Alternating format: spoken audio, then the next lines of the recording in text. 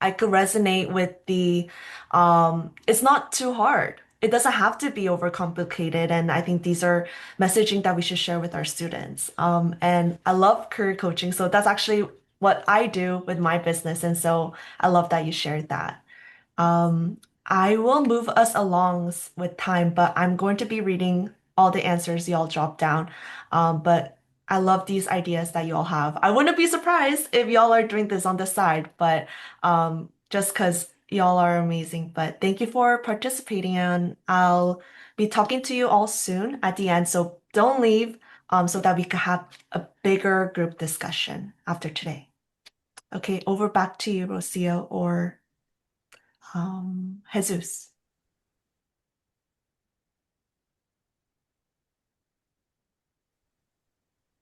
Amazing. Thank you, Sarah. Hi, everyone. I'm Bea, and I'm from First Gen in Power, and I was also the co-lead for the career activity groups alongside Jesus and Rocio, and I'm very excited to share an overview of the program and our key findings, and I will pass it on to Jesus to introduce himself. Thank you, Bea. Very happy to be here with everyone. My name is Jesus. I'm the Career Pathways Manager at Immigrants Rising, and just really excited to share a little bit about our career activity groups program and the findings that we had. So I'll turn it back to Bea. Amazing. So, the Career Activity Groups was a program facilitated by both Immigrant Rising and First Gen Empower that supported undocumented undergrad students and recent graduates explore career pathways that are accessible to them regardless of their immigration status. Before developing this program, our mission was to identify the resource gaps facing undocumented undergrad students and recent graduates. To do this, our teams launched a community needs survey to gauge our audience specific needs and the resources that they were missing. As a result, we got 225 responses, and our findings showed that many students and early professionals felt stunted as they were often given career advice that did not pertain to their immigration status. These survey results prompted us to develop what is now called the career activity groups. The opportunity to join the career activity groups was open to undocumented individuals nationwide, with a strategic focus on California and partner-based networks. In order to recruit our participants, a two-phase outreach campaign was implemented from August 15th to October 2nd, 2025. The initial phase introduced career exploration within the undocumented context through the Unlocking Your Future Career Exploration webinar, in which we held on September 25th. This webinar featured presentations from Immigrants Rising's own entrepreneurship team and Path to Papers, highlighting specialized services and professional opportunities available to the community. As a result, the initiative engaged 589 registrants and 250 attendees. This success enabled a seamless transition to the next phase, promoting the career activity groups, which attracted 203 applicants and led to the selection of 184 participants. Sorry, do you mind actually going back in the other slides? You're good. While that is happening, these participants was allowed to join one of six industry-specific cohorts. This included education, technology, entrepreneurship, law, health and medicine, and mental health. Each cohort consisted of approximately 30 participants and was facilitated by trained cohort leads who guided participants through a structured seven-session program from November 2025 to February 2026. And then we can move on to the next slide. Thank you. For the career activity groups, we had three main goals. The first was to increase awareness of viable career pathways for undocumented students. The second was to strengthen career preparation through actionable guidance and resources. And finally, the third was to build community and support networks. Next slide. The career activity groups met 7 times, covering a structured curriculum that included welcome orientation, career exploration, education mapping, skills development, mentorship, resilience building, and concluding with career action planning. Notably, number five featured industry experts who provided specialized insights to each cohort. And additionally, Path to Papers presented during session six, outlining possible employment-based immigration strategies students can pursue during their academic careers. In summary, next slide, please. In summary, here is a snapshot of the career activity groups by numbers. We had 203 participants apply, 184 participants selected, hosted six industry cohorts, facilitated seven sessions, invited 15 expert professionals to present our cohorts, and offered one-on-ones to about 30 individuals. And now I'll pass it on to Jesus to talk more about our impact. Thank you, Bea. Just really excited to share about the impact of the Career Activity Groups program. And after participating in the career activity groups, well, actually, before I go into that, I want to share that 90 out of 184 of our career activity group participants responded to our post-evaluation survey. So this is from our post-evaluation survey. We conducted a pre, mid, and post. So this data is from our post. So we had about 49% of a response rate. And so out of that, 97% of participants felt knowledgeable about their career options within their chosen industry.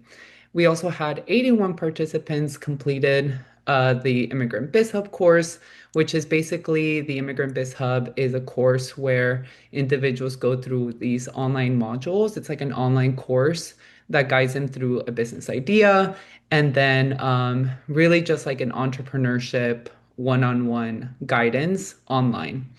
And after that, we had 79% participants expand their professional networks. So this is people that came in before the career activity groups who had either no connection whatsoever to undocumented professionals within their industry. So either folks that either received one additional or two additional or more than three, so additional professionals within their industries. And then additionally, we had 73% of participants expressed their interest in launching a business.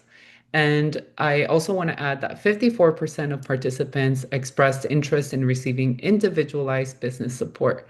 So, in that, I think it was also very eye-opening to see that a lot of people were interested in just learning about entrepreneurship and receiving that mentorship from the not just the program, but also from people like our partners. We had internal partners within Immigrants Rising, like the entrepreneurship program that is currently offering one-on-one entrepreneurship support. So we were also able to offer that to our program participants. And so I think it also just shows this really big interest in entrepreneurship within the program.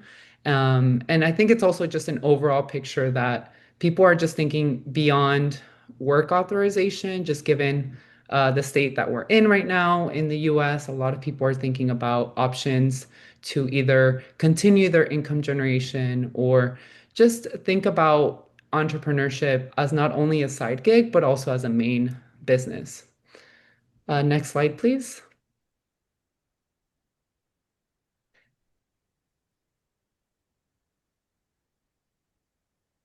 All right. Oh, uh-oh.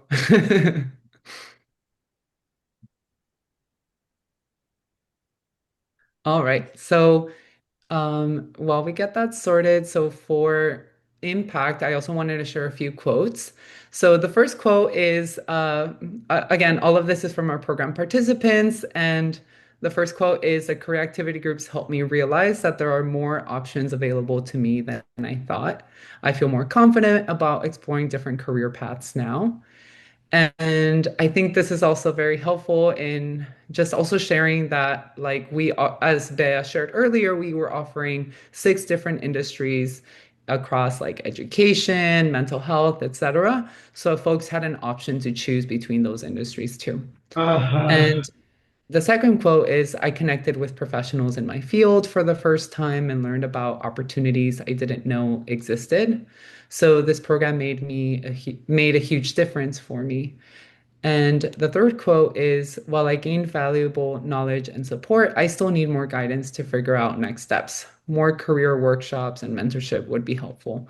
So, actually, in the post evaluation, we did also get responses where people were interested in continuing support. They actually said that the program was too short and people wanted to continue this program for a little bit longer, not just for its expanding the knowledge around the different industries that we were sharing, but also about community building, right? A lot of people felt isolated in their cities, in their towns, in their states, even.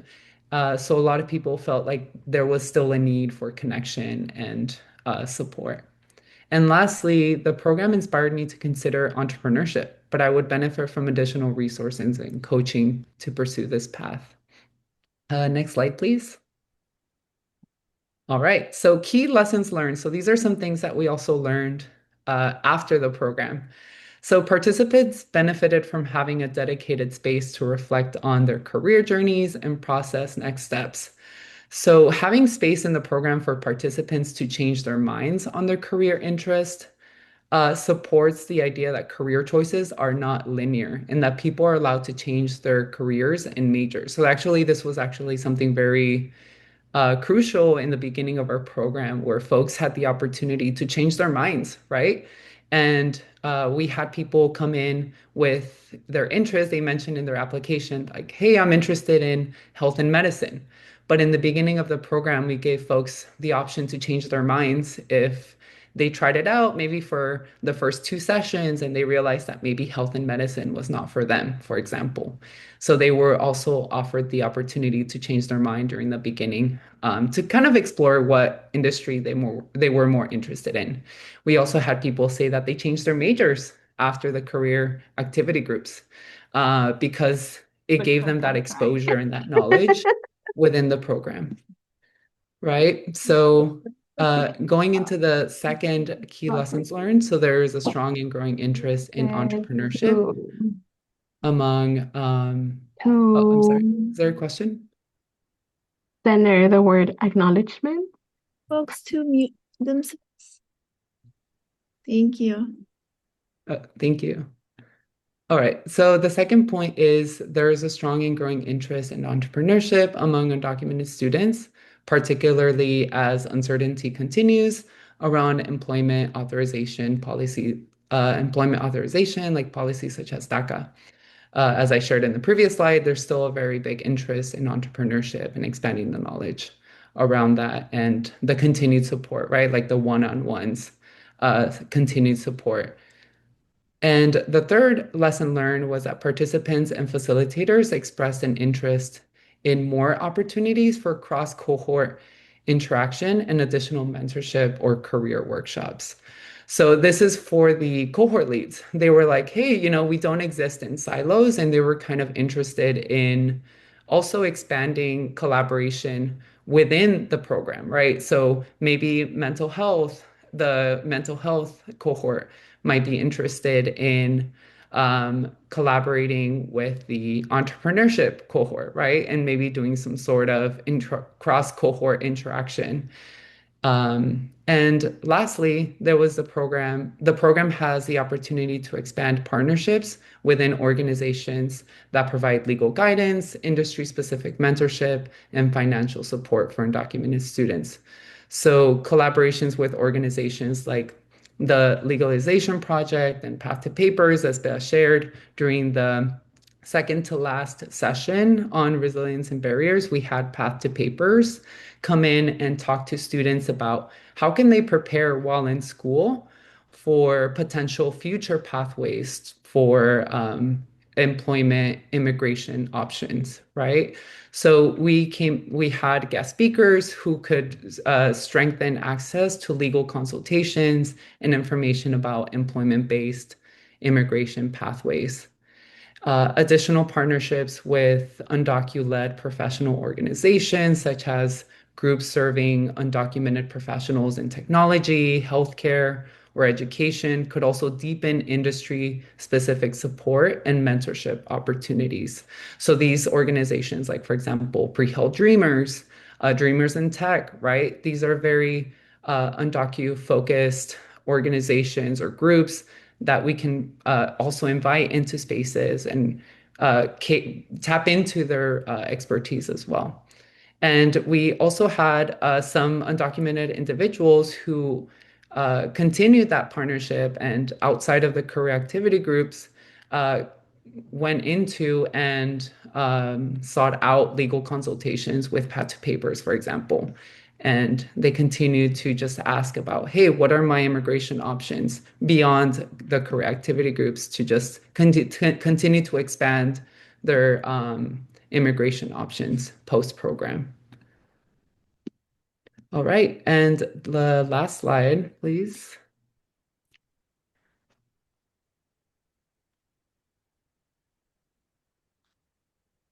All right, so the key takeaways and actionable strategies, right? So you might be wondering, what can I walk away with after us sharing about the career activity groups? So the three things that we wanted to share is survey students to identify their specific needs. As Bea shared, before we started the career activity groups, we started with a community needs survey where 225 people, right, responded and they shared what are their needs? What do undocumented people, what do undocumented students and recent professionals need out there, right? And that's how we were able to build an informed program that catered to those needs. And then also continue to evaluate students and really ask them, are we really serving you appropriately, or are there additional needs that we're not serving? And the second one is cross-collaborate across departments and organizations to build inclusive and sustainable programming. So not just also looking externally, but also looking internally. So for campuses, think about what other departments or centers or spaces within your campus do you see opportunities for cross collaboration, right? And also look at externally, what organizations or student groups exist out there that you can build partnerships, collaborations out there as well. And lastly, foster brave spaces for student expression and connection, right? And I think this comes in many different forms, but it could also be through story sharing. It could be through also making sure that people have the visibility to see other different forms of representation, both in race, in disability, ability, right? And just different other identities. So yeah, now I'll turn it back to Rocio, who's going to do the panel. But if we still have time, we can also open it up for questions or maybe towards the end as well. Thank you, Jesus. And we do have a very great question in the chat. And one of them is regarding the self-paced program. And I know that one of them is the Immigrant Biz Hub itself being self-paced. But one of the things that maybe we can speak to is Tariba's question, in being a self-paced program, how do you incentivize participants to finish along with their cohort and not fall behind? And how do you decide when to bring in speakers if participants may be at different points of the self-paced program? So it's a very great question. And I did chime in a little bit in the chat, but folks feel free to elaborate. Now, one of the things that I shared in the chat is that because a lot of folks don't have access to that unique space, there was a strong desire to be part of that space, part of that cohort, part of that community that was so unique, where they felt where that desire to be surrounded by other people who they could connect with, who they could share similar stories, similar situations, and share ideas with was stronger than any financial incentive. And I think that's where the need was much bigger. And the other one was for folks who were at different stages. There were opportunities for folks to be able to also see themselves as contributors, as mentors, if they were a little bit more advanced in their careers. And so we also saw that there was this desire to want to support other students from participants themselves, and wanting to see themselves as folks who, wow, maybe I do know a little bit more than I think I do. And let me share some of what I already know about my own experience and my own journey that also made it very, very valuable for folks to be able to bring in some of that contribution as well. And I'll pass it on to Jesus and Bea if there's anything that you'll like to add, or maybe a different perspective from what you were able to see. Yes, I think being on the ground, just really hearing from students during the cohort sessions, I think a lot of folks also came from very siloed spaces, either in California or outside of California, where perhaps they were receiving kind of similar information, but not catered towards undocumented students. So I think a lot of them had this desire to kind of see like the real world um, information that it could actually be applied to them. I know as a former student myself, sometimes I would get information about FAFSA and being like, oh, okay, well, that's great to know, but it doesn't really apply to my situation. I think a lot of students were kind of starved of that knowledge. So when during the program, it felt like they were sharing that this information was almost like a breath of fresh air where they can finally receive that information and be able to actually apply that intangible next steps in their spaces, in their cities. Um, so I think that was also something that it was like they felt motivated to do something based on their background. Bea, is there anything else you want to add to that? No, I think you both summarized that perfectly. But yeah. Um, all right. Thank you all. Thank you all so much for sharing all of those learnings. And we're excited to be able to see and hear outside of the space if folks have any ideas, any ways in which you would like to collaborate, or even some of the content that you see has been valuable for folks. And then just one thing that I would like to add is that one of the things that we did try was a partnership with CSU Long Beach, where they actually have incentives, financial incentives, or small scholarships to students. And one of the ways in which they were able to create an opportunity for folks to be eligible for a jumpstart grant of a business idea was if they completed and were part of our career activity groups as a way to help them think of a potential business idea to then be able to put themselves in a strong position to be able to request that jumpstart mini grant that they have at their campus. So that is one of the ideas and the ways in which some campuses were able to utilize some of these opportunities to create a space for folks to be in a strong position to be able to access some of those some of the financial support that they had available at their campus. Great. Thank you so much, Jesus and Bea, for all of your great work and for all of your learnings. Now, Thank you, Rocio. we're going to go ahead and transition into a promising practice panel session where we have a really great, incredible cohort of folks. And so what we're going to do is I'm going to go ahead and pin our panelists for today. So today we have Nicole Wesley, who is a Senior Program Manager of Career Supports at the DreamNet US. Welcome, Nicole.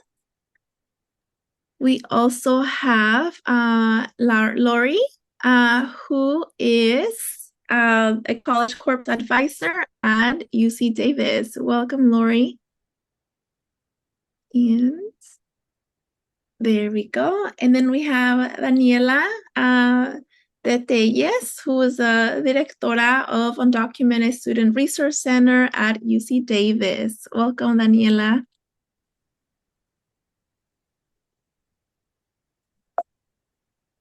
And we have our Nicole Molina from our organization, Immigrants Rising, who is our mental health manager. Welcome, Nicole. And last but not least, we have Charlene Amani, who is our Home is Here program participant who just completed one of our latest cohorts and is a UC Irvine alum. Welcome, Charlene. Great to have you.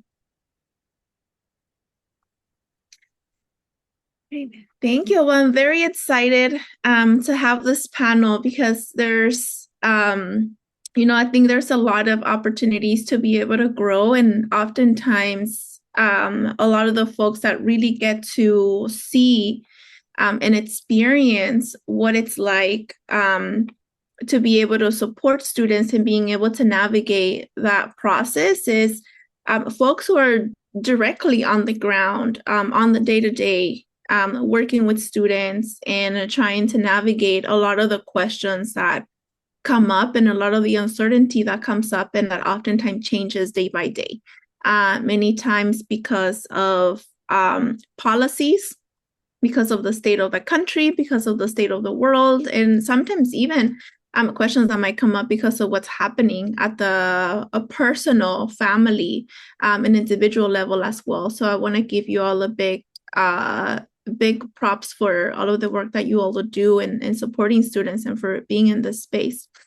So to get us started with our panel session, so I'm going to go ahead and open it up with our first question. And so before answering our first question for you all, if you can share a little bit more about your role as well within your organization.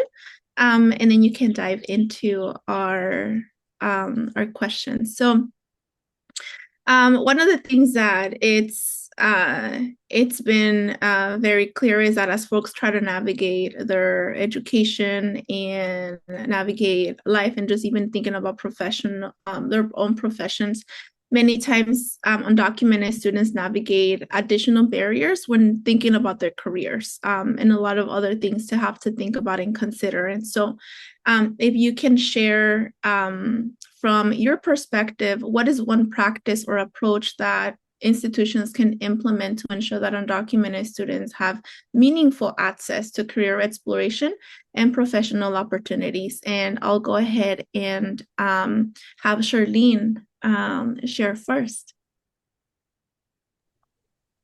Hi, everyone. Thank you so much for having me. It's so nice to be here with y'all this morning. My name is Charlene Amiani, pronounced she, her. And I, like Rocio mentioned, just finished Immigrants Rising program called the Home is Here participation program. And that program actually was a program that was centered on entrepreneurship. So we did a lot of different presentations to different campuses. So I think some people here probably did presentations for your campus on behalf of undocumented students on just ways they can pursue entrepreneurship. But beyond that, I also did participate in the career activity groups that Jesus also hosted. So I'm also very familiar with that. And I also did create a guide with Immigrants Rising on how educators can better serve undocu-Black students, because I am undocu-Black myself. And a lot of my college experiences from UC Irvine was really instrumental in helping shape, promising practices that could be helpful for educators and administrators. But to answer the question, I think as I'm no longer a student now, but just thinking back on my student journey and the students I've interacted with since I've graduated, especially considering the fact that DACA was rescinded, so all the incoming undocumented students do not have DACA. I think that's a big thing, decentering the conversation around DACA, even though DACA is important and we should advocate for it to continue. But there's a lot of population of non-DACA youth that are completely excluded from that conversation. And that was a big barrier that I faced when I was a college student at UC Irvine, is a lot of the resources were DACA centric. There was really nothing that was accessible to students who didn't have DACA. And so really advocating for inclusive campus-wide fellowships that, pay through stipend formats. And those fellowships should also be geared towards the career profession that the students want to get into. Because I think a lot of times it can be hard to find fellowships within your professional development field. A lot of times it's either like in student services, or maybe the LGBTQ center or the Dream Center, but maybe you want to work in your department, like School of Sociology, and maybe do research with a professor. So I think thinking about what are ways that different departments on campus can create sustainable fellowship models that are also paid, because students also deserve to get paid while also getting professional development. And I think beyond that, just making sure that students are introduced to entrepreneurial mindsets at a very, very early stage. While I was doing the Home is Your program, I was like, I wish I had this earlier when I was a student. And that's something I would always emphasize in my presentations. A lot of campuses already have like entrepreneur spaces or entrepreneur resources, but students are not even aware of that. So I think the onus is also on the Dream Center to connect to the Career Center and the Entrepreneur Center and make sure you're bridging that gap and introducing it as early as freshman year. Because as like I mentioned, all the incoming students do not have DACA, so they already need to be in that mindset of, if I would open a business, what are the resources that I would need? What would my business look like? What does the structure look like? And of course, Immigrants Rising also has great resources. I think the career activity groups, which I hope are going to be ongoing, encouraging students to be a part of that, because that way they're connected to other cohorts of people who are also going through the same journey or who've already gone through that journey, who've graduated, and they can tap into mentorship opportunities. And hopefully also the Home is Your Opportunity program, if it does continue, because again, these are programs that are already centering entrepreneurship mindsets, but they're outside of campus. So also thinking about off-campus opportunities that educators can tap into and promote towards students. Thank you. Mm. Thank you, Charlene. Thank you for sharing that and just really uplifting how, like having to really change the narrative and the conversation, and really thinking about how centralizing and also decentralizing information and kind of like being able to find the balance of both. Thank you. So I'm gonna go ahead and pass it on to Nicole from Immigrants Rising. Thank you, Lucia. Hi, everyone. Good morning. My name is Nicole. I use she, her, ella pronouns, and I serve as Immigrants Rising's mental health manager. I've been in this role for about 7 months now. So that includes I oversee our mental health connector program that currently connects undocumented college students to free mental health services, which we are still continuing to receive applications. So if y'all have any students, feel free to send them over our way. And I also oversee our mental health career program, which currently provides mentorship opportunities and a stipend for program participation to current undocumented associate therapists that are pursuing licensure within the state of California. And so I think to answer the question that Rocio prompted right now, one of the things that I've seen is how important it is for students to be able to gain experiential learning opportunities as early as possible, whether this is in their high school journey, community college, or very early on in their undergraduate journey. Because these hands-on experiences are really important to be able to help students build confidence in their career goals, but also to strengthen those graduate school applications. And in many cases, it also becomes that first steps towards students learning about any licensing requirements that may be required in the field that they have chosen. But for undocumented students, there are real barriers as well in accessing these opportunities. I myself have gone through them. Many traditional internships or even entry-level roles require a lot of employment eligibility, similar to what Charlene mentioned right now, that these are barriers that our undocumented students are seeing. And so what happens is that then we are often pushed towards unpaid volunteer opportunities that we know are not sustainable to continue living, especially in the state of California, that we know it's very expensive. And our students are managing multiple roles. Not only are they students, but sometimes they are the main providers in their families, in addition to other roles that they have. So I think at the same time, it's very important for us to be mindful of these barriers that are not only systemic, but also what they are bringing with their family. Um, at the same time, many of these careers, for example, like mental health, education, social services, counseling, healthcare, they don't just require graduate school, but they also require hands-on experience and mentorship. And so I think our students need that exposure to understand, again, if the field is right, which is why I think the career activity groups, I love to hear that they were able to switch to a different field if they didn't feel like it was one that they were interested in no longer, because again, it allows them to really understand, oh, actually, this isn't something that I want. And that again fosters self-agency in our students to let them know, hey, it's okay to change your mind. doesn't mean anything bad. And so I think here's where institutions can really start to make a difference because first, we need to be intentional about creating experiential learning opportunities that are accessible to our undocumented students. And second, see how we can consider stipend-based models to be sure that we pay to honor our students' time and effort instead of just relying on unpaid volunteer work because we want to be able to honor their time and the effort that they're putting in to their career and to their professional development, and we can support that as well. And third, if there's a real opportunity, and I'm already seeing on the chat with Maribel how we can partner with community-based organizations to help bridge these gaps and support mentorship and funding. I think at the end of the day, if we want our students to really be successful in pursuing graduate school or even licensed careers, entrepreneurship, it's our role to be able to make sure that they have access to those experiences and making those pathways as easily accessible as possible. Thank you so much, Nicole, for mentioning that and uplifting that need and really the impact that it can have on folks. And so we've been talking about, like this need, and sometimes the question as practitioners, as educators is, but how? How do we do it? How do we go about some of those ways to bring in some of those resources? And so with that, I'd like to pass it on to Nicole from the Dream.us to touch a little bit more on this question. Yes. Hello, everyone. My name is Nicole Wesley. I use she, her pronouns.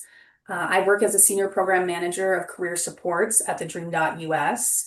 So we are the one of the nation's largest college and career success program for undocumented students.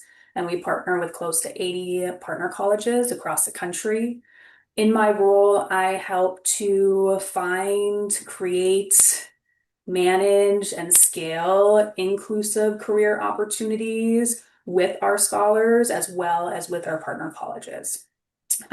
So to answer Rocio's question, one practice I encourage institutions to start with is conducting an internal audit of your current existing career and professional development programs. Before creating new ones, and you're always welcome to create new ones that are inclusive to undocumented students, but take a look first at your already existing programs on campus, your internship programs, fellowship, research programs, and even student leadership roles, which sometimes I think we forget. And ask yourself, are these current inclusive opportunities? And if not, could they become inclusive opportunities? So for example, look at your institution-run internship or fellowship programs or summer research programs. I know for some institutions, though they're not inclusive, but other institutions have found a way to make them inclusive to all students. So also reaching out to other institutions that have already created inclusive programs can also be very beneficial to know that you're not alone in creating these inclusive opportunities. And if other institutions have created it, you can too. Also look at, are there barriers built in to these programs that are unnecessary and not really, they don't really need to be a requirement, like requiring a social security number or routing everything through the HR department as hourly employment. Is it really considered an employment opportunity, or is it considered more so an experiential learning opportunity? And also, as I mentioned, look at student leadership roles like resident assistants within the housing department or student government positions. At some institutions, I know that these can be stipend-based and inclusive to undocumented students. Also, I think as university and college practitioners, I think it's really important to also ask tough questions and frankly be somewhat of a squeaky wheel internally and asking questions about your current programs. Why is a social necessary? Is this truly an employment opportunity, or is this more so a hands-on experiential learning student trainee opportunity? And And then I'm sure some of us also know is asking questions about funding. In my past role, I worked as a director of career services at a university outside of Las Vegas, Nevada. And I met with campus stakeholders to figure out, okay, what are all the different ways the institution can disperse funds to students? What are the inclusive funding disbursements, and what are the not inclusive funding disbursements, and figuring out how we can look at the inclusive funding disbursements and trying to see if we can incorporate that into existing programs to make them fully inclusive.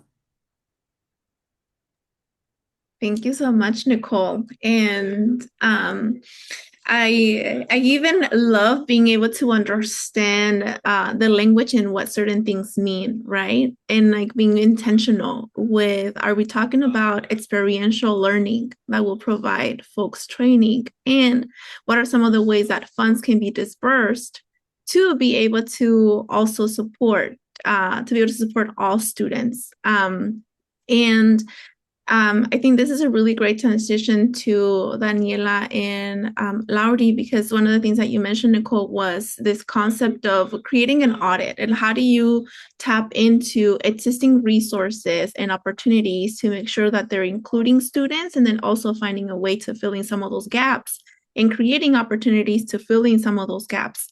And so I'll now like to pass it on to Laurie and then Daniela to chime in terms of some of the work that you all are doing and tapping into the question. Good morning, everyone. I'm Lori Stillman from UC Davis. I use she, her pronouns. And I have the great fortune to work with College Corps at UC Davis. I'm an advisor there, and we're in our 4th year of the program, both in the state and here at UCD. And College Corps is a 1-year experiential learning community engagement experience where undergraduate students are paired with a community host partner. It could be a school, a food bank, a climate organization, where they do 10 to 15 hours of work each week. They receive a stipend, monthly stipend, and then an education award at the end of their service if they complete all the hours. And we are expressly open to undocumented students. That's true throughout the state.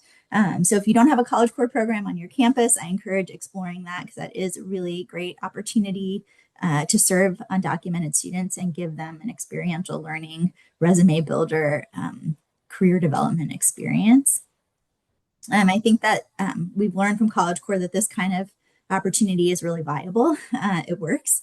We're seeing students who are changing their career paths, going into education when maybe they hadn't considered that before, starting their own businesses, going to grad school, and getting that experience that maybe is more of a developmental learning career pathway type experience than something that they might be able to do on the side that doesn't give them that supervision and development. So we're pretty proud of what we're doing here at Davis and in College Corps in general. And I think we're looking to how can we offer these types of experiences to more students, maybe with fewer barriers. College Corps has a lot of rules and a lot of complications because both state and federally funded. And so that's something that we're exploring at UC Davis.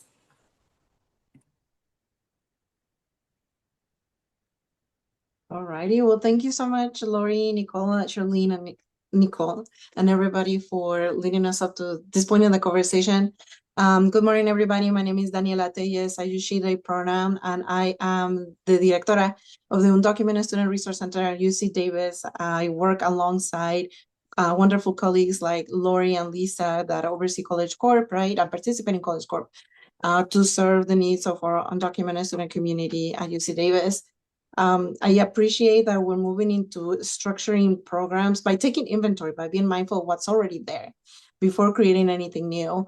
And a little bit of history for the Undocumented Student Resource Center about when it was first envisioned about 10 years ago. We used to have a mentorship and professional development program, very much that discussed post-graduation pathways for undocumented students back then that had DACA. It was very DACA-centric, right? So when population changes, you need to update the beliefs and relook at some of those structures within our own systems, right? So throughout, another challenge that we had was that we only had capacity to serve about 15 students, right, at a time, when our population exceeded about 800 at the time. So now that our population of undocumented students has shifted to be around 400, and mind you, these are estimates from our California Dream Act applicants and everybody that has an AB 540 file, right? We're looking into ways how to structure the program that still offers a meaningful experience. I 100% believe that we need a container for our students to have a start, a middle, and an end, kind of like cohort model, right? But we would love to be able to reduce those low barriers to entry by making it a little bit more flexible, where students can hop on to certain components and hop off in some other ones. I know that to eliminate all questions about the professional development engagement to be perceived as employment, we do not keep track of hours. We leave it at the discretion of the person participating in the Pathways programming and also the mentor, right? While also providing guidelines around not exceeding or having fair, equitable compensation guidelines. For us at UC Davis, within our center, some of those guidelines come directly from the UC Office of the President. So something that we have learned about this process is how also like to open the access to the knowledge and not limit it to only the students that participate in our cohort, because we do not want to leave our students without the opportunity to get the knowledge as well. So the question that we have posed is, how does the rest of campus, who shares their responsibility to also provide this conversation about career readiness, pathway readiness, post-graduation success, if you will? And something that continues to come to mind for our students is that sometimes these conversations will first happen for our students at the Career Services Center and or with undergraduate education during advising appointments.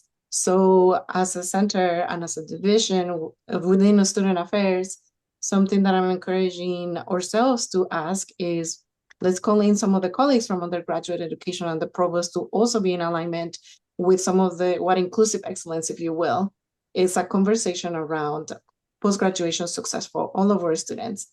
We also know that regardless of immigration status, people do not want to go into a 9-to-5 job anymore, right? So the conversation also needs to center entrepreneurship, owning your business, having consulting. And I want to say, we need to open the conversation with our partners in undergraduate education, those advisors, right? So that they also understand that pathway preparation is not going to be a one and done appointment. It's going to require perhaps a long-term building focus. So the relationship building is very, very important for our students, right? That I already went through the trouble of, expressing that traditional employment is not an opportunity for them, and how to honor that with the time that they do have while we're here at the university. So, and that's also tied to funding, right? Or funding, we all have funding limitations, right? And perhaps some structural challenges around funding. So how to continue to fund or compensate our students, equitably, so that they can continue to participate. Mind you, our students already, they have found their unpaid opportunities. They are already doing the work. It just needs to be recognized accordingly. So I think that's one of the things I wanted to share. So I have also happen to have an undergraduate academic advising background. So if you happen to be part of undergraduate education, so I was invited to ask, what are some things not to do? And please do not. I encourage you to do not dismiss the students when they come in and they tell you, or they also even express that their anxiety around, owning a business or entrepreneurship, right, perhaps paralyzes them from moving forward. So if that is also true for yourself as an advisor, right, I want you to sit with that discomfort and question it so that you can continue to offer your scholars the support that they deserve. So yeah, lean into it. I think that's all I have for now.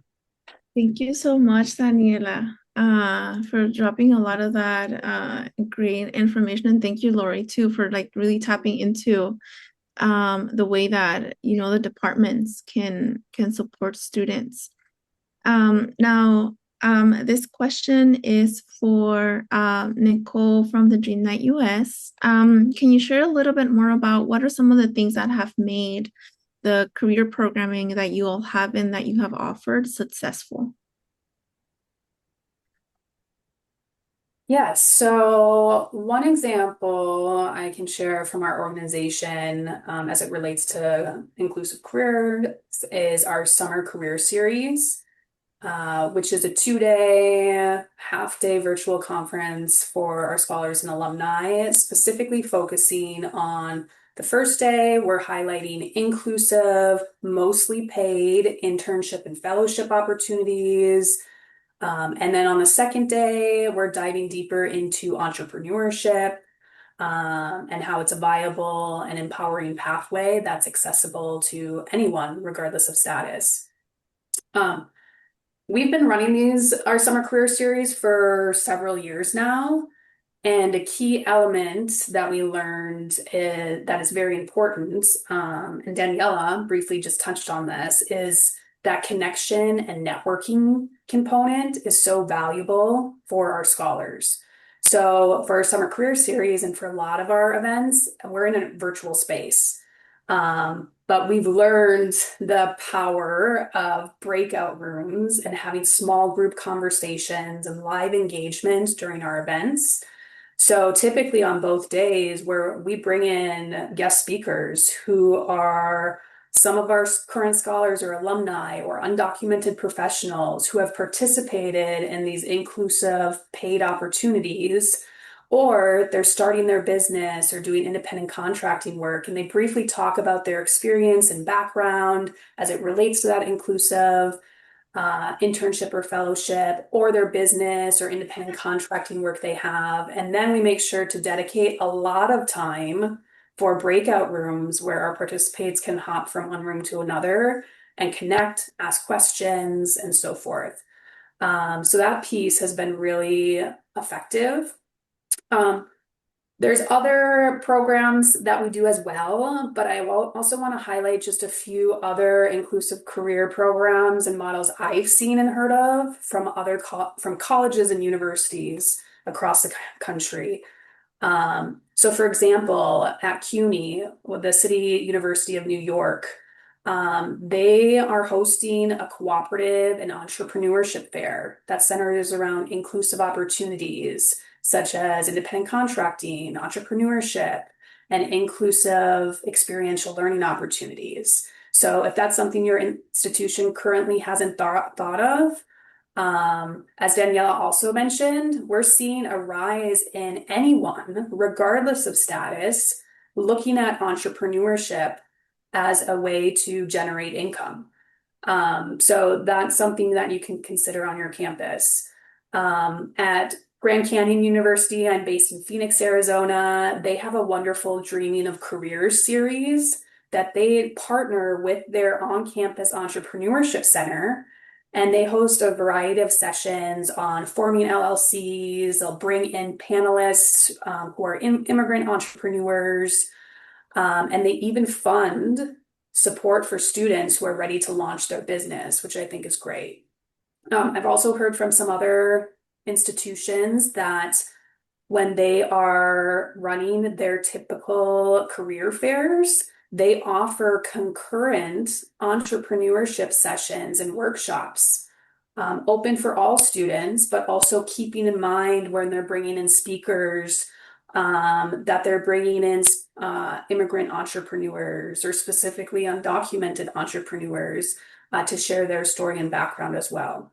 The last thing I'll mention is that when I used to work in Southern Nevada, the Southern Nevada institutions would come together once a year and host an immigrant career summit, which was wonderful. It was open to not just students and alumni, but also faculty and staff to learn about how to support undocumented students in their careers, but also have student-facing and alumni-facing workshops for attendees on things like entrepreneurship, inclusive opportunities, as well as how to create inclusive opportunities at the institution and community level. Thank you, Nicole. Thank you for sharing and really sharing a lot of different ways in which folks have been able to identify what's within the campus resource opportunities and really maximizing what can be available at a campus to create those opportunities. Now, I'd like to pass it on to Nicole from Immigrants Rising, as we're trying to think about is that we learned that a lot of students oftentimes, and as we know, for example, here in California, folks, regardless of immigration status, are able to apply for a professional license. And we're also hearing and seeing a lot of folks who are interested in pursuing graduate school. So Nicole, if you can share a little bit more about what are some of the things that campuses and institutions can do to prepare students as they navigate graduate school and consider graduate school as well, and obtaining a career that might require a professional license. Yeah, I think, there's a couple of things that institutions and students collaboratively, I think at the core of it, that's the piece that I want to really emphasize in, that this can be a collaborative effort between institutions, staff, and the students, right? Because the students are the ones that are going to be navigating those pathways, being on that journey, but they do need that mentorship. So I think if a student is interested in pursuing a career or grad school that is going to require professional licensing, I think at the first step, it's really important for them to understand what that full pathway looks like, right? And this is not to instill any fear, to be like, oh, it's going to be impossible. No, at the opposite end of it, it's more to be able to really highlight, hey, this is what the pathway looks like. Let's troubleshoot. What are some barriers that undocumented students come into face-to-face with post-grad school, right? And then once you do pursue your licensure, what is that eligibility criteria within your state? In California, like you mentioned, Rocio, for associate therapists, we can go ahead and apply to the BBS, get our associate number, and start accumulating hours to become licensed therapists within the state of California.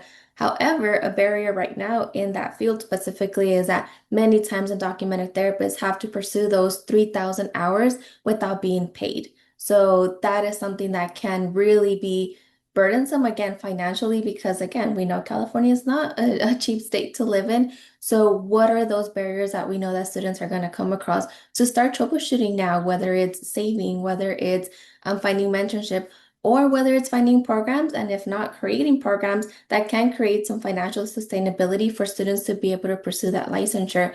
Within Immigrants Rising, like I mentioned, our mental health career program offers our program participants a stipend for their participation in the program.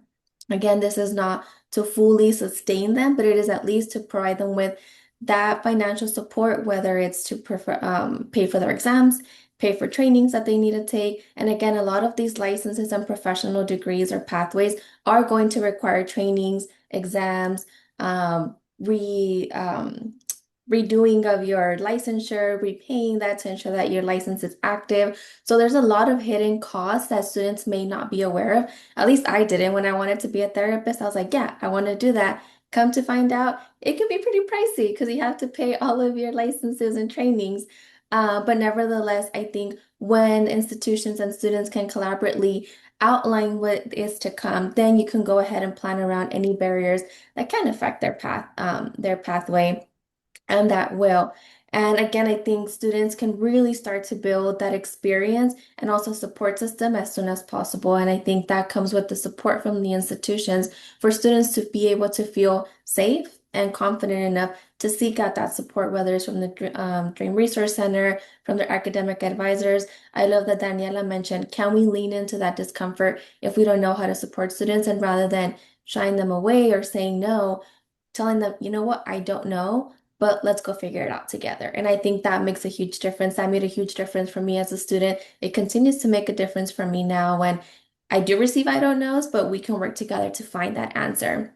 And I think, along with that, institutions can also serve as mentors to help students stay informed, plan strategically, and remain prepared for graduate school and licensing requirements. And I think that's the key factor here of how can we create a collaborative relationship with students so that we can provide them with this plan, this action plan that feels sustainable and also drives their motivation to pursue these degrees and professional licensings. Thank you, Nicole. Thank you for sharing that. And as we are diving into, like the options that are available, having to choose, sometimes it can be very overwhelming to choose, like, what direction am I making the right choice? Like, am I meeting my own expectations, my family's expectations? So I'd like to pass it on to Charlene to speak a little bit more about from the student's perspective, like many times making those career decisions oftentimes might be shaped, yes, by personal interest, but sometimes family expectations and cultural values. Charlene, how have you kind of navigating some of those conversations in choosing your career pathways, and if you can dive a little bit more about what advice will you give practitioners or students might be battling with some of these questions and inner questions? Yes, thank you for the question. I think it kind of aligns with what Nicole was saying, interestingly enough, because I was initially a pre-med major, and the requirements I had to do for pre-med was like getting clinical experiences, which is hard to do because I did not have a social to do a background check, so I couldn't volunteer at a hospital. And I think medicine is the only field, at least, where you cannot do that if you do not have a social still. You cannot, like, unlike law, where you don't need a social, or you can get a licensure even if you're undocumented. For medicine, at least you need DACA. So I think it's interesting because I don't have DACA, and at the time I was still very determined to get all the prerequisites that I needed. I didn't know how I was going to navigate it, but I was like, I'm just gonna go. I'm gonna make sure I'm prepared and ready, so when the opportunity arrives, I can run with it. But obviously when I graduated, that completely shifted because the world was just going upside down. I graduated in 2020, and I think it was really a big wake-up call for me to reevaluate what I actually wanted to do with my life, with everything happening politically and racially at the time. And I think I just came to the conclusion, like, I don't really want to pursue medicine. I always wanted to be in creative arts, but of course, as an African immigrant, firstborn daughter to be specific, that was never a pathway that was even accessible to me, because of traditional expectations. And I think it took a lot of courage and bravery to choose to completely do a 180 and decide to pursue my creative pursuits and interests. And it's something I'm still navigating today, but I think a big thing that I would encourage, practitioners, educators, administrators who are dealing with students who maybe are interested in a specific major, but they're thinking about the financial aspect of it. Like, this doesn't really make sense financially, and I'm already undocumented and I'm immigrant. And I think a lot of times we carry a lot of weight of our parents' sacrifices, and we internalize that and take that on as our own. But I think something that I've come to reframe with that mindset is understanding that our parents sacrificed so we could have the choice to even pursue our dreams. And that's so powerful. And we tend to forget that because we feel the need to, like, we have to pay forward by living their dreams and them living their dreams through us. So I think reminding students, no, like, you actually are a generation that gets to choose and decide. That's something that your parents didn't have. And that's something parents inherently want for their kids, even if they don't realize it or not. I think a lot of immigrants' parents, of course, want us to be financially stable. So it's coming from a place of love, even though it may be hindering you from wanting to pursue what you want. But I think remembering that, your parents want their kids to be better and have better opportunities and access than they did. And sometimes that requires defying, familial expectations. And if students are not ready to do that, which is completely valid, then I think still encouraging them to maintain their creative pursuits and passions on the sides, whether that's through clubs, through organizations, through activities, and making sure that they don't lose that, because I think in a world where the climate is just so harsh and harmful towards immigrants in general, joy is such a powerful form of resistance. And that is a powerful tool that we really need to hold on to. And it can be so hard to remember that. So I think even if they are not ready to pivot and fully tap into being bold and courageous enough to choose a pathway that is uncertain, encouraging them to at least keep that passion by, even if it's dedicating an hour each day to doing something you like, whether that's crocheting or baking or, joining a, stand-up group, whatever that the case is, encouraging them to do that. Because something that I've found is, like, as long as you're doing that on the side and maintaining it, it could eventually turn into like a side hustle and eventually shift into a full career shift. So starting small, it may seem it may not be a full-on jump because they may not be ready to do that, but at least maintaining that interest, that curiosity, that passion, because life is already so hard it is as an immigrant. So imagine just doing something you're not passionate about, you don't like. It can make it even harder to even want to keep, going and having that sense of willpower. So I think it's really, really important to affirm them that their dreams are valid, even if financially it may not make sense. And there's some fields that you may be like, but how are you gonna make money as, a historian or an archivist or whatever? But I think something about immigrants is we're very resilient. I never even assumed that I would be able to go to college as an undocumented person. But that's something that I managed to do, and I graduated debt free. So if I could do that, then I can do anything. So reminding them of that too. The odds are already stacked against you. So why not already go for something you enjoy and love? Because you're still gonna have to navigate creative ways to overcome them. So just affirm them, honor them, and I think also encourage them to tap into counseling services, mental health services to find the courage to be able to speak up because it's really, really hard to voice what you need, especially to your parents, and you feel like you're being disrespectful to them. So helping them find the tools to do that. And if they're just not ready, just always encouraging them that you can still maintain your passions and desires and connecting them with resources on campus or off campus that help them stay connected to that. Because there's probably already departments or colleagues who are within that field, if it's the arts, if it's entertainment, that you can connect them to. And I think that form of mentorship will help them stay grounded and knowing like, oh, there's somebody who's already in this field and succeeding. So I can do it as well, even though I don't see that for myself right now. So Thank you. Wow, Charlene, you made me tear up and was really moved by everything you shared and that perspective. And so just in what I like to just ask all the panelists in one sentence, very quickly, what is the one advice that you have? And this can be to a student or to a practitioner. And if you can do one sentence to wrap up, and then I'll go ahead and start with Lori. Oof, one sentence. I think the thing that has been most impactful for us, particularly with undocumented students, is that we have a course that fellows take. So they have their experiential learning, they're working in their site, but they also take a class. They come to once a week, and our class has a lot of career element to it. How do you put College Core on your resume, interviewing, networking skills, all these kinds of things. And we thought we were being inclusive with uh, how we were offering the course. And we got feedback from our undocumented fellows that they didn't see themselves in the content. And so over time, we very strategically shifted our language. We don't really use career anymore. We use pathways very explicitly, and we use that to refer to everything. So anything they do is pathways development, pathways activities, pathways training, etc. And we explain why we're using that term in class so that they know, so that everyone understands. And so I think, the language that you use matters.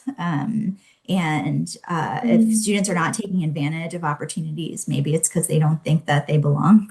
They don't think that it's for them. And so being explicit with that language and keep trying. We've had students who have been resistant to resumes and things like that because they thought they didn't need one. And then they got an undocumented mentor who's a medical student who said, hey, you actually need a resume to apply to med school. So, and then that student was in my office. So, we keep trying, be explicit with your language, be clear about who's included in opportunities, and say it over and over and over again so that they show up and they get what they need.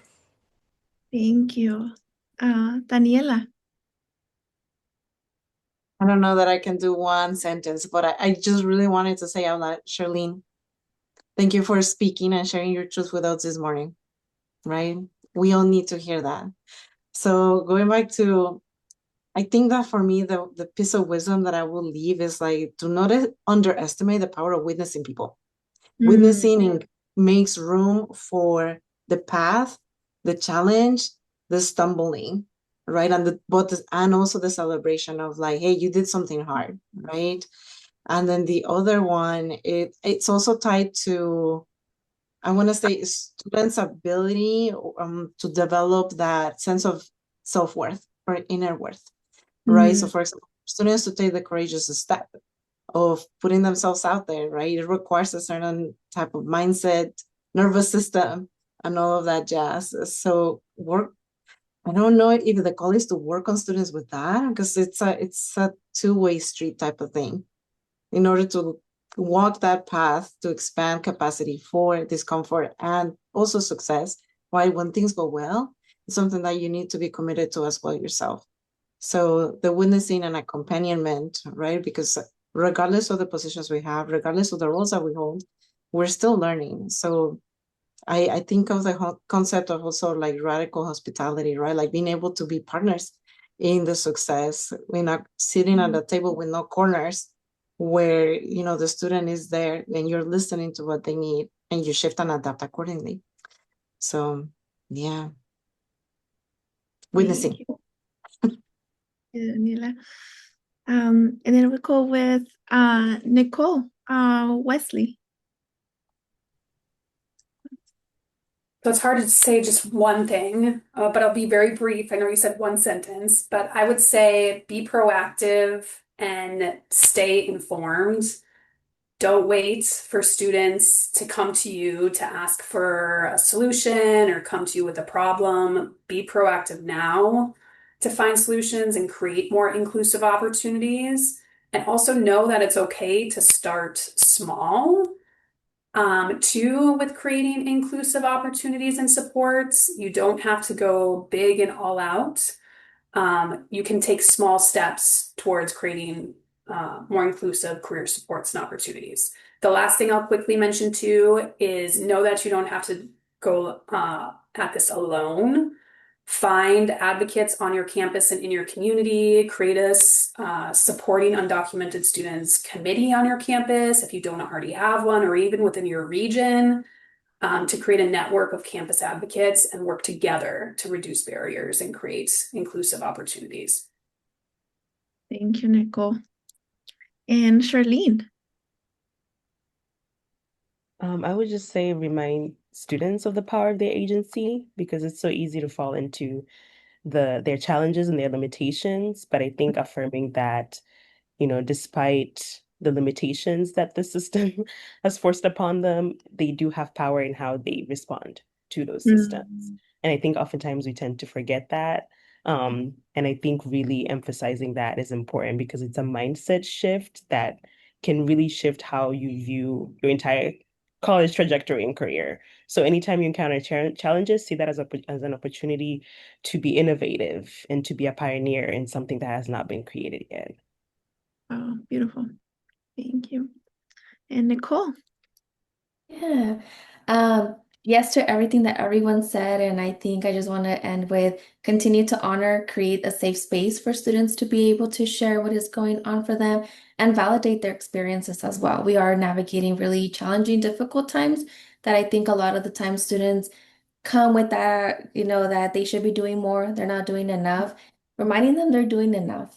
What they're doing, we already are navigating a system that was not set up for BIPOC individuals, much less immigrants. So them being already in that space is more than enough. And anything that comes out of all of this is bigger than what, they probably could have imagined or what we could have imagined. So continue to create those spaces for students to feel safe, to pursue these pathways, and let's continue to be their advocates, that they can also be advocates for themselves. Thank you all. Thank you all so much for joining us, for all of the wisdom, all of the nuggets that you shared, and thank you all so much for being part of this wonderful panel. I'll now go ahead and pass it on to Sarah for a closing activity. Thank you, Rocio. Before we do that, let's just quickly share our evaluation. I know some folks might have a strict 11 a.m. call. So I want folks to fill out this survey so that we could understand how we can make our webinars even better. And so please fill this out right now before hopping off. But due to time and because the importance of what everyone has been sharing, our panelists raised important takeaways. And so we didn't want to cut any of that time off. But because of that, we'll just have to quickly move into just like sharing one question, closing thoughts, But if you want to take some time and reflect on your thoughts and answer some of the questions that we have for you, feel free to use this Canva whiteboard and add your answers to the sticky notes. But one question I would love for you all to think about is, are there any partnerships you haven't tapped into yet, whether it's internal, like what Nicole from the Dream.us was mentioning, right? Building that committee, building or creating that advisory board to support undocumented students, or any external partners that were highlighted today. Are there any of those partnerships that you would like to explore after today's session? Um, Feel free to answer that in the chat. Nancy, I'm gonna take a pause and I see that you have a raised hand. Oh, thank you very much. I just had a question for the panelists. I'm from UC Riverside, and I'm an advisor there. And I was wondering if you had any to go to websites or resources that you go to for both students and advisors on anything that identifies um, resources that we can use that identify things to look out for specific career fields, like specific things to look out for or barriers, like, because there's a difference if a student is pursuing like a career field like in education or versus healthcare. I'm just thinking, are there like where do you start, right? Like if someone's not as knowledgeable, like and a student says, I'm thinking about this career field, and they disclose I'm undocumented, or I have DACA, or I don't have DACA. I was just wondering if you have any websites or to go to places that are your top resources that you start to look at to kind of determine where to conduct that research for the undocumented or DACA or non-DACA students so that you can get a better understanding of the things that you want to be aware of or put on their radar so that they can make the best decision for themselves.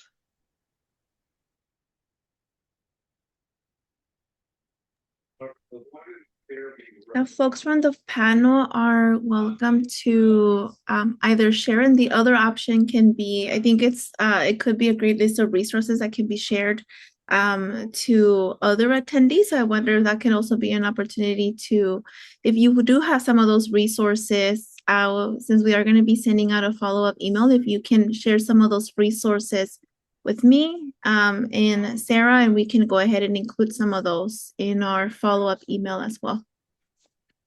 Or That there's would be any, great. Thank you. thank you, and thank you for your question. For Nancy, can I jump in and add something? Thank you so much for being a fellow academic advisor in the room, right? Looking for that first step. In addition to the wonderful reasons from Immigrants Rising, right? One of the ones that I yes to pre-health dreamers, a lot of the information that you will find is going to be through Instagram. And I know I was like, Instagram, I was like, I don't know, right? It's not part of the culture in academic advising, but it's so much about the entrepreneurship mindset, right? So I was like, fine, Instagram it is. So I have a little tab with a bunch of little, I don't want to say little, but a lot of entrepreneurs themselves, right, doing this work as consultants outside of their formal role or within a formal role within a university. So I also find myself going to the for content, and they put together also really good guidelines for administrators type thing. So those ones as well. My recommendation is try to narrow down the question with the scholar and the field so specific that it narrows also the cognitive load and have to think about all the pieces, right? So sometimes it's easier to just narrow it down to an institution to know about their process and be like, these are some of the things. So for example, since we're talking about pre-health, like if you're able to narrow it down to like maybe like the top 2 places where a student wants to apply, then you can directly go and ask an institution about the specific resources for undoc students and what are some of the reasonable accommodations they provide, or what are some of the waivers they provide, right?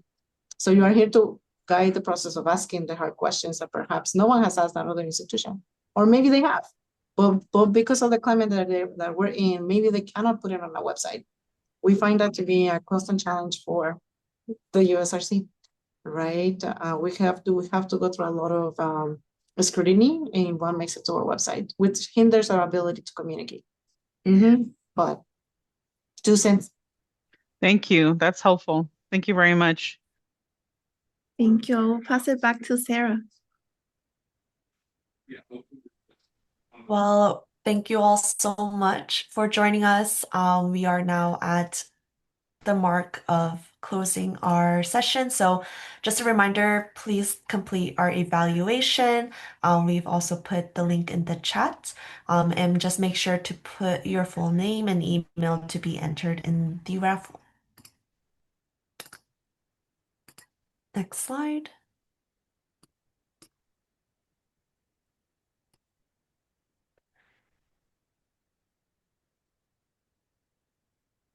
I'll just move us to the end. We'll be sharing out the resources that were mentioned today. So for folks who couldn't grab all of the links in the chat, no worries. And I'll pass it back to you, Rocio.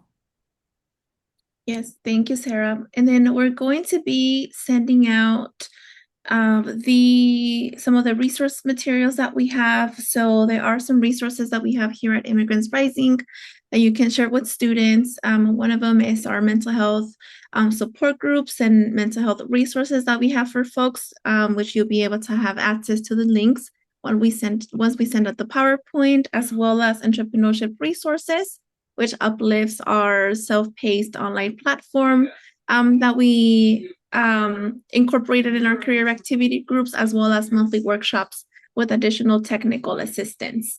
We also have our mental health connector, which if you like to connect folks with one-on-one mental health support, as well as technical assistance around entrepreneurship. So we'll be sending out these links after the session. And now don't forget that financial aid season does not end after the March 2nd deadline. So we do have resources to make sure that students continue to have access to their aid after receiving their financial aid. So we'll be sharing some of these resources. And as a quick reminder, our April PPR is on basic needs. It will be April 16th from 9:30 to 11 a.m. And you can go to our website and begin to register for that session. Now, we will be sharing the contact information of our panelists for those of you who would like to connect and network with folks. There was a big wealth of knowledge that was shared today, and I'm pretty sure you were all left with questions and desires to connect and continue to learn more. So we will be sharing some of this information with our attendees. And with that, this concludes our session. Thank you all so much for being here and for being part of this wonderful space.